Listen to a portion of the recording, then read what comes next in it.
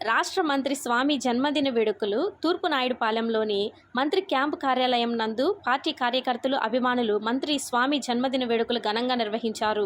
ప్రజలు గజమాలలు వేసి పూలవర్షం కురిపించి అడుగడుగున ప్రజలు నీరాజనం పలికారు. గజమాలతో ఘనంగా సత్కరించి శాల్వాలతో, పుష్పగుచ్చాలతో సన్మానించారు.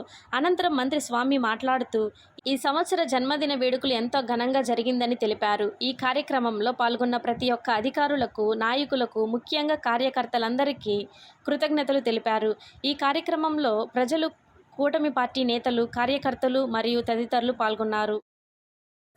ఈరోజు నా జన్మదినోత్సవం సందర్భంగా ఉదయం తిరుమలలో కలియుగ ప్రత్యక్ష దైవం శ్రీ వెంకటేశ్వర స్వామి వారి దర్శనం చేసుకొని సాయంత్రం 3:30కి స్వగ్రహానికి రావడం జరిగింది. ఈ సందర్భంగా ఇక్కడ విచ్చేసిన నుండి అధికారులకి, మా పార్టీ కార్యకర్తలకి, నాయకులకి, మీడియాకి అందరూ కూడా వచ్చి నాకు శుభాకాంక్షలు తెలియజేశారు. వారందరికీ కూడా నేను మనస్ఫూర్తిగా ధన్యవాదాలు తెలియజేసుకుంటూ, ఈరోజు పనులు బిజీగా ఉన్నప్పటికీ కూడాను నేను ఈరోజు ఎర్లీగా వచ్చానని నాకు తెలిసి రావడం జరిగింది.